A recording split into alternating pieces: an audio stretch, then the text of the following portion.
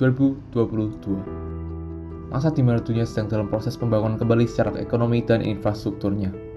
Seluruh dunia selama 2 tahun lebih mengalami banyak perubahan dikarenakan pandemi COVID-19. Dalam jangka waktu tersebut, terjadilah peningkatan jumlah masyarakat yang membuka usaha mikro sendiri. Dengan boomingnya e-commerce dan toko online saat pandemi menjadi salah satu faktor dalam popularitasnya. Badan Pusat Statistik mencatat jumlah UMKM atau IMK pada tahun 2020 sekitar 4.209.817 dan angka tersebut terus meningkat hingga sekarang. Tidak hanya UMKM, tetapi dengan seiringnya kebutuhan masyarakat dan semakin majunya teknologi, maka bidang industri dan logistik di Indonesia makin berkembang.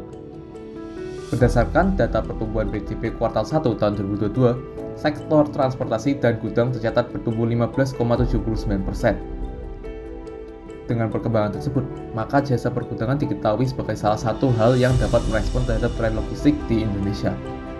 Jumlah usaha mikro yang terus meningkat didukung dengan jumlah demand terhadap industrinya membuat jasa pergudangan esensial bagi para pengusaha UMKM. Dikarenakan demand yang meningkat, maka jumlah stok yang banyak akan diperlukan. Tetapi, jasa pergudangan normal merupakan overkill bagi para pengusaha UMKM dengan luas dan harga yang diberikan.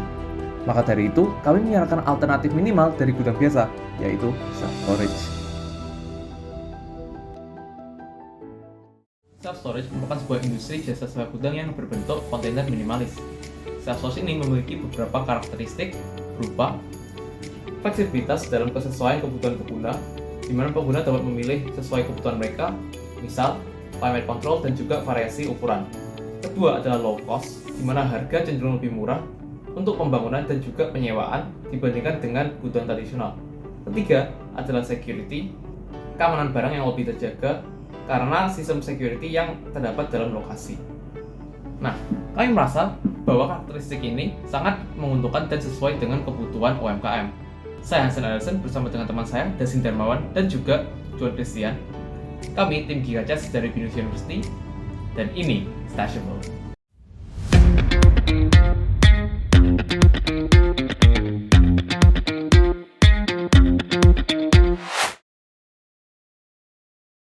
Stashable merupakan sebuah aplikasi untuk pemasaran gudang yang berbasis di Android dan iOS. Fitur utama dari Stashable yaitu fitur search, fitur pickup service, fitur manage storage, dan fitur access code. Yang pertama yaitu fitur search, membantu user untuk lebih mudah mencari gudang sesuai dengan kebutuhan dan tempat yang ingin dicarinya. Yang kedua adalah fitur manage storage, di mana user dapat mengelola gudang yang dipesan, melihat pembayaran jatuh tempo, dan melihat histori dari pemesanan gudang sebelumnya. Yang ketiga, pickup service. Stashable memberikan 2 metode shipping. Yang pertama, self-service, di mana user pergi ke gudang yang dipesan dengan mandiri. Atau yang kedua, pickup service, di mana user dapat memesan kendaraan seperti pickup truck, pickup box untuk membantu memindahkan barang ke gudang. Dan yang terakhir, fitur access code yang berfungsi sebagai entry pass untuk user masuk ke area warehouse atau pergudangan. Misi Stashable adalah menjadi sebuah platform yang memberikan akses mudah untuk memesan gudang. Untuk memungkinkannya, kita menggunakan beberapa teknologi yang terkini untuk membuat aplikasi Stashable. Pada platform mobile, kita menggunakan teknologi React Native yang dibuat oleh Facebook atau yang dikenal sebagai Meta. Kita tidak perlu menulis source code yang terpisah untuk platform Android dan iOS saat kita menggunakan React Native, karena React Native mendukung kedua platform tersebut. Lalu, untuk otak atau sistem backend Stashable sendiri, dirancang menggunakan Golang. Backend berperan untuk berkomunikasi dengan aplikasi mobile untuk memberikan data yang diinginkan oleh aplikasi mobile dalam format JSON via HTTP. Layanan backend Stashable dibangun dengan mempertimbangkan kinerja, ketahanan, dan skalabilitas. Untuk penyimpanan data Stashable, kita menggunakan 2 database. Pertama, kita menggunakan PostgreSQL sebagai RDBMS aplikasi Stashable. Yang kedua, terdapat juga Redis yang berperan sebagai penyimpanan data sementara untuk meningkatkan kinerja layanan backend Stashable. Untuk membantu pengembangan aplikasi Stashable, kami menggunakan metode pengembangan peran lunak yang bernama Scrum, yang terdiri dari 1. Product Backlog, membuat daftar pengembangan yang mau dikerjakan. Yang kedua, Sprint Planning, penentuan mana yang ingin dikerjakan dengan skala prioritas dan pembagian tugas kepada anggota tim. Yang ketiga, Sprint, pada tahap ini, anggota tim mulai mengerjakan tugas yang telah diberikan. 4. Daily Scrum, pada tahap pekerjaan, akan diadakan weekly meeting setiap 3 kali dalam seminggu. Daily Scrum membahas progres yang berlangsung dan hambatan saat pengerjaan. Yang kelima, Sprint Review adalah tahap sebelum produk siap rilis nantinya. Pada tahap ini, produk akan diberikan feedback kepada stakeholder yang bersangkutan.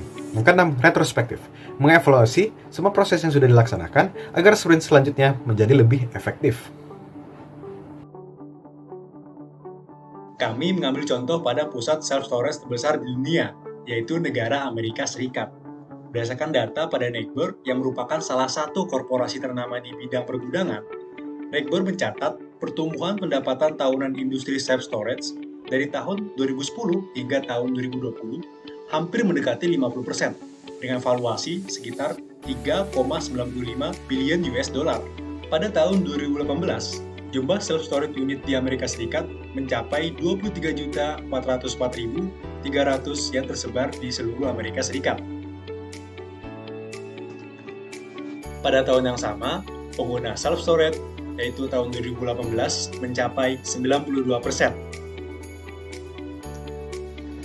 Melihat tingginya market yang ada di Amerika Serikat, membuat kita ingin mengadopsinya di negara kita. Di Indonesia sendiri, pada tahun 2020, Badan Pusat Data Statistik atau BPS mencatat ada 4.209.817 industri mikro dan kecil dan angkanya meningkat setiap tahunnya. Maka, industri self-storage berpotensi memiliki manfaat besar bagi para pengusaha mikro. Untuk merealisasikan dan mempertahankannya dalam jangka panjang, kami merancang sebuah sistem bisnis berupa partnership.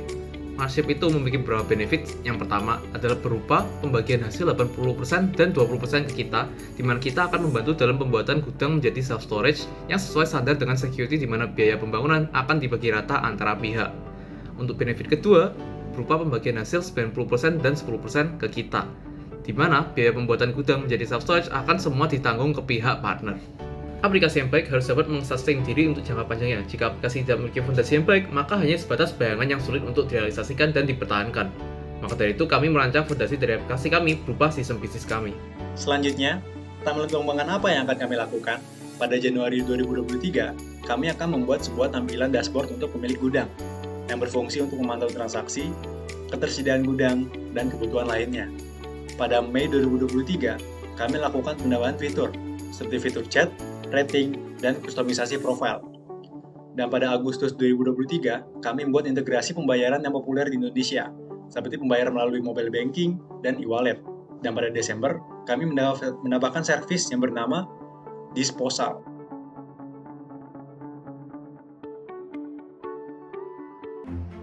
Selamat datang di aplikasi Stashable. Pertama, user akan disambut dengan penjelasan singkat mengenai apa itu Stashable.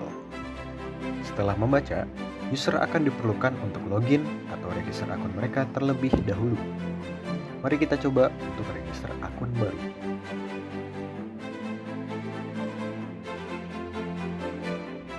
Setelah mendaftarkan akun, maka kita akan dibawa ke halaman utama.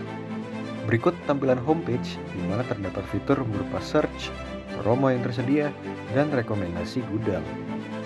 Terdapat juga halaman discover yang berisikan fitur searching gudang berdasarkan nama, lokasi, dan kategori gudang. Ada juga terdapat halaman retail history yang menampung sejarah pemesanan pengguna. Mari kita coba pesan sebuah ruangan. Sebagai contoh, kita ingin pesan sebuah ruangan yang berada di Surabaya.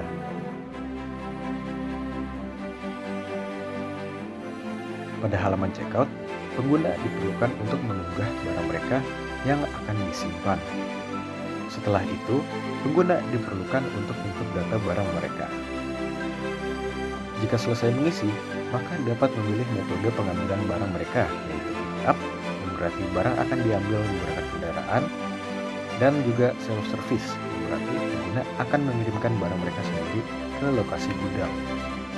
Sebuah pop-up akan muncul untuk memberi status sukses. Setelah itu, pengguna diperlukan untuk mengisi metode pembayaran mereka.